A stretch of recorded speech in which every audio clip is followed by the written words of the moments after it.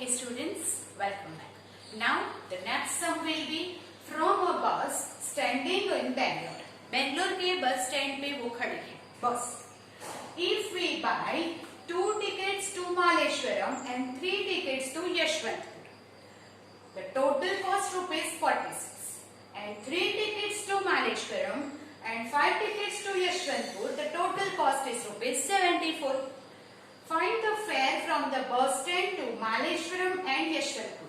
आपको 2 fares मतलब 2 cost find करनी है कि अगर बेंगलोर से मालेश्वरम का फेयर कितना है, बस का कॉस्ट कितना है एंड बेंगलोर से यशवंतपुर का कितना है.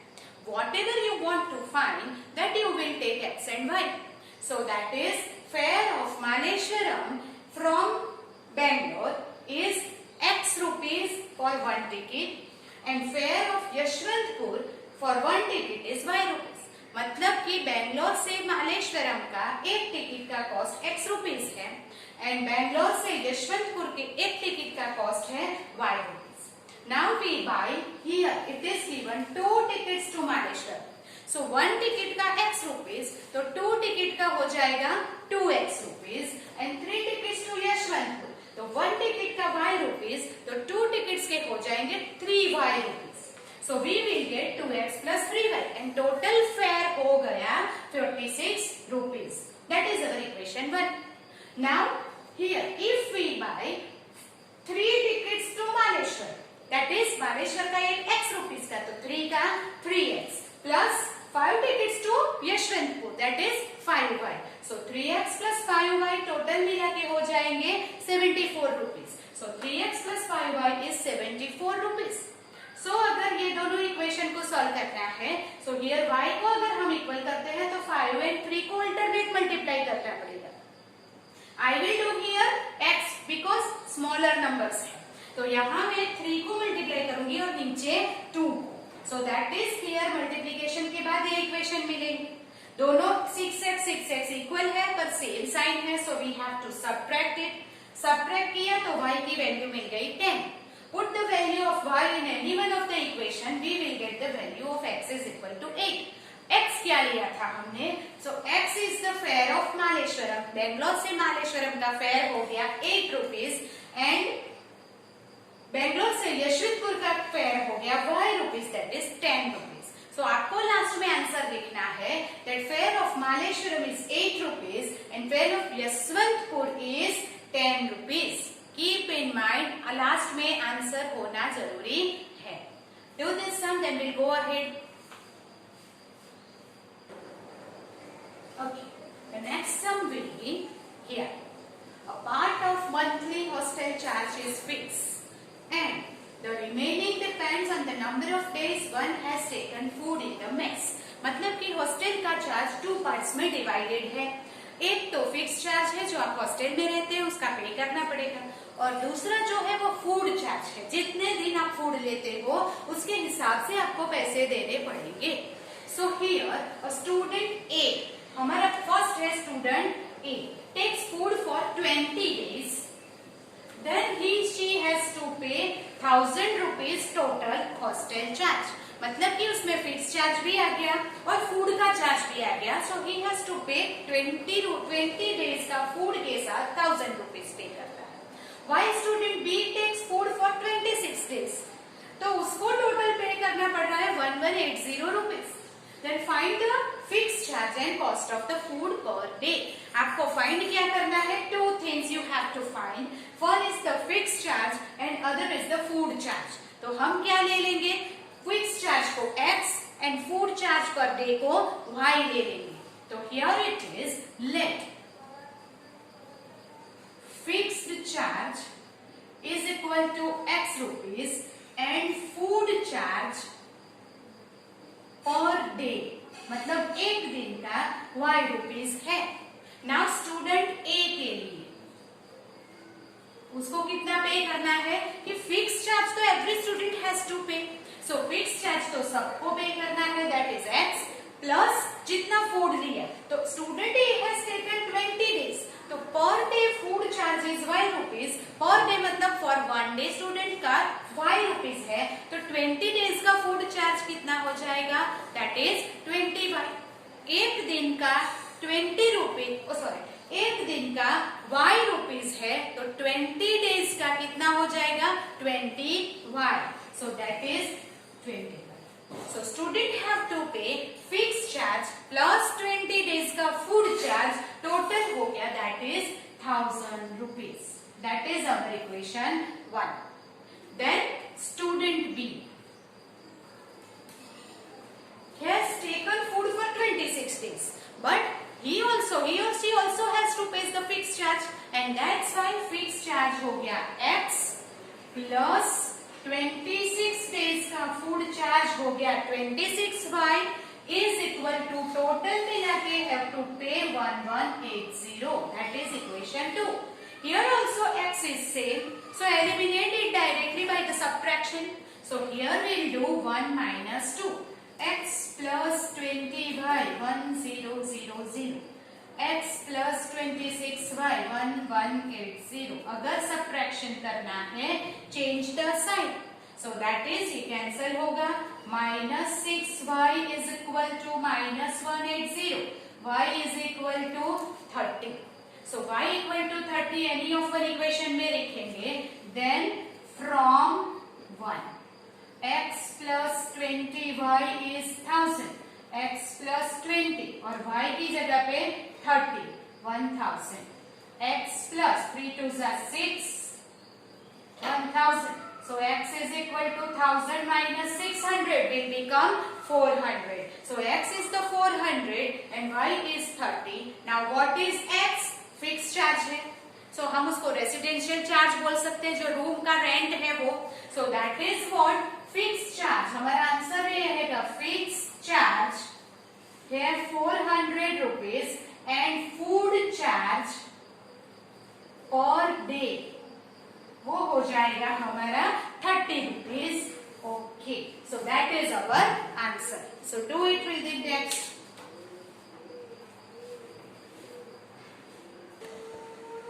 Okay, the next sum will be Yash scored 40 marks in a test, getting 3 marks for each right answer and losing 1 mark for each wrong answer. 4 marks being awarded for each right answer, 2 marks being deducted for each incorrect answer. Then he would score 50 marks. How many questions were there in the test? Test में कितने question है वो हमें find करना है, but अभी x क्या लेंगे और y क्या लेंगे.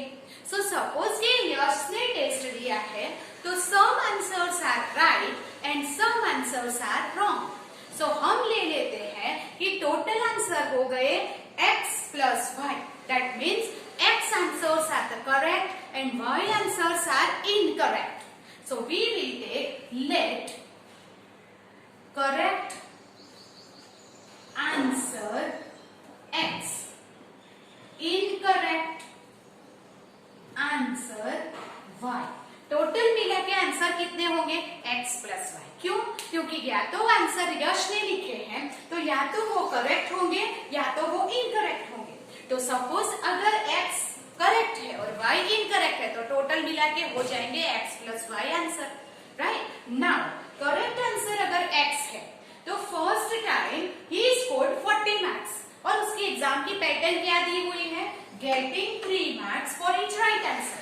ईच राइट आंसर मतलब एक आंसर राइट है तो उसको 3 मार्क्स मिलेंगे, 2 है तो 3 into 2 मार्क्स मिलेंगे, 3 आंसर करेक्ट है तो 3 into 3 मार्क्स मिलेंगे और x आंसर करेक्ट है तो 3 into x मार्क मिलेंगे. But losing 1 mark for each wrong answer, तो मतलब कि जितने भी आंसर रॉन्ग है उसके मार्क्स कट हो जाएंगे. That is the negative marking system. So that is what कि करेक्ट आंसर अगर x है तो उसके हिसाब से 3 marks for each answer he will get 3x marks. और y आंसर रॉन्ग है तो y into 1 मार्क मतलब डिडक्ट होंगे, माइनस करना पड़ेगा. और ये आंसर की पैटर्न, ये मार्क्स की पैटर्न से he will get the 40 marks. That is our equation 1. You understand that correct answer के 3 मार्क्स मिलते हैं रॉन्ग आंसर का 1 मार्क माइनस होता है. So X answers are correct, so he will get the 3x mark. Y answers are incorrect, so he will lose minus y marks. Total मिला के उसको मिल गए 40 मार्क्स. फिर सेकेंड टाइम्स जो हुआ 4 marks has been awarded for each correct answer. That means 4 marks अगर award होते हैं एक आंसर के लिए तो X answers are correct, so you will get 4x marks. And 2 marks deduct मतलब अभी एक रॉन्ग आंसर के 2 मार्क्स कट होते हैं, तो y रॉन्ग आंसर के 2y रॉन्ग होंगे, डिडक्ट होंगे. एक आंसर का 4 मार्क्स तो x आंसर के 4x मार्क्स. एक रॉन्ग आंसर का -2 होता है तो y रॉन्ग आंसर हुए तो -2y रॉन्ग हो जाएंगे. एंड ही विल गेट कितने मार्क्स उसको टोटल मिले. यश वुड हैव स्कोर्ड 50 मार्क्स, तो उसको 50 मार्क्स मिले. बट उसको थोड़ा स्मॉल करने के लिए we will take 2 common from the whole equation. So you will get here 2x minus y is equal to 25. This is our equation 2. Now from equation 1 and 2 y same है, so directly eliminate करो. That is 1 minus 2. So 3x minus y 40 and 2x minus y 25. Minus plus minus. So here 3x minus 2x x, y eliminate is equal to 15. x 15 हो गया. Now x की value कहीं पे भी रखो from 1. 3x minus y 40 है, so 3 15 minus y 40. 15 3 are 45 is equal to 40. Minus y 40 minus 45 minus y is minus 5, then y is equal to 5. Now what is your final answer? X is 15 and y is 5. Then what is x?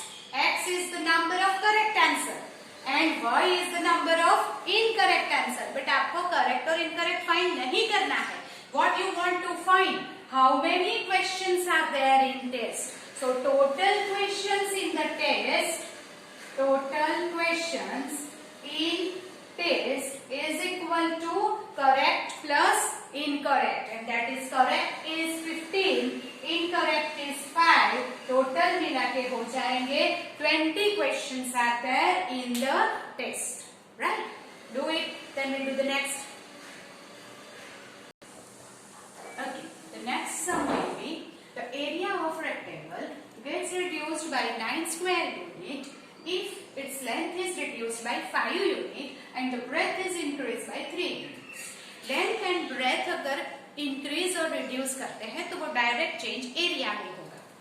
If we increase the length by 3 unit and breadth by 2 unit, मतलब कि दोनों को increase करते हैं, then area is also increased by 67 unit. Find the dimensions of the rectangle. Dimensions मतलब length and breadth आपको find करनी है. So we will take length x unit and breadth is y unit. उसको x and y ले लिया.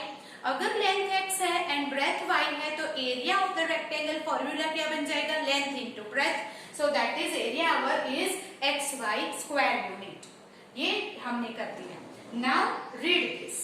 Here if length is reduced by 5 units, length है कितनी? x. तो वो x है. Reduced by 5 unit मतलब x minus 5 and breadth increased by and the breadth is increased by 3 unit. breadth है कितनी? 1. अगर वो increase हुई तो plus 3. तो length is reduced by 5 and breadth is increased by 3. तो x minus 5 और y plus 3 length and breadth हो गया. Then what is our area? That is length into breadth. That is here is the product of x minus 5 and y plus 3. But it is the condition is given कि जब हम ऐसा करते हैं तब area of the rectangle gets reduced by 9. तो where the length and breadth x and y unit थी तब area था xy. जब length and breadth को change किया तो area जो original था उससे get reduced by 9 unit, that is xy minus 9. Keep in mind, सोच समझ के लिखना. तो here ओरिजिनल एरिया से ये एरिया 9 रिड्यूस होता है, डिक्रीज होता है, so xy minus 9. Here you expand this 2 bracket, we will get this xy दोनों तरफ से कट हो जाएगा and we get the equation 1 3x minus 5y is equal to 6. फिर आगे रीड करो, if we increase the length by 3 unit, अभी length को 3 यूनिट इंक्रीज हो रहा है, सो x plus 3 and the breadth is also by 2 unit, that is it is also increased by 2 unit, so x plus 3 is the length and y plus 2 is the breadth. Then our area is length into breadth, x plus 3 into y plus 2, but the condition is given कि ऐसा करने से the new area is also increased, the original area से new area increase हो रहा है 67 unit, so that is xy plus 67. अगर हम ये ब्रैकेट को एक्सपांड करते हैं सेम वे, दोनों तरफ से xy कैंसिल होके हमें दूसरा इक्वेशन मिलेगा 2x plus 3y is equal to 61. Now from 1 and 2 we get the elimination and get the value of x and y. X is 17 and y is 9. What does it mean? What is x? X is the length. What is y? Y is the breadth. So the dimensions is 17 units and 9 units, that is length and breadth. आपको याद रखना है जब भी किसी भी question में अगर एरिया लिखा हुआ है then we will use the formula of area, that is length into breadth. If the perimeter के बारे में कुछ कहा है then you will write that perimeter is equal to 2 length plus breadth. That's why you will use the formula what is given in the question. अगर यहाँ पे area दिया हुआ है तो लेंथ एंड ब्रेथ के बाद हम एरिया लिखेंगे, पेरीमीटर दिया है तो लेंथ एंड ब्रेथ के बाद हम पेरीमीटर लिखेंगे and go ahead with the conditions whatever given in the question, that you keep in mind.